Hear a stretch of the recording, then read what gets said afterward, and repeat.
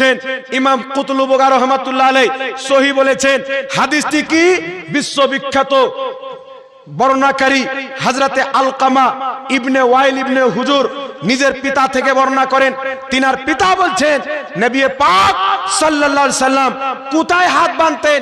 হাদিসের শব্দ ইয়াদা ও ইয়ামিনাহু আলা শুমালিহি ফি সলাতি তাহতা সুররা।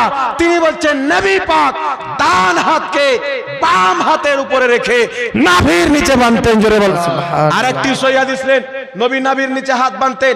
আরেকটি সহিহ হাদিস ইমাম ইবনুল বার রাহমাতুল্লাহ আলাইহি নিজের কিতাব আত-তামহিদ বেইরুত লেবাননের ছাপ 20তম খণ্ড পৃষ্ঠা নম্বর 78 এর মধ্যে হাদিস নিয়েছেন।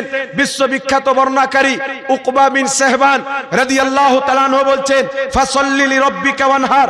পবিত্র কুরআন পাক সূরাতুল কাউসারের উক্ত আয়াতের তাফসিরে হযরতে আলী বলেছেন নামাজে হাত বাঁধার নিয়ম হলো ডান হাতকে বাম হাতের উপরে রেখে ফি সলাতি তাহতা সুররা, নামাজে নাভির নিচে বাঁধতে হবে। বিখ্যাত তাবি ইব্রাহিম নাখঈ রাহমাতুল্লাহ আলাইহি হাদিসটি মুসান্নাফ ইবনে আবি শাইবা হাদিস নাম্বার 3939।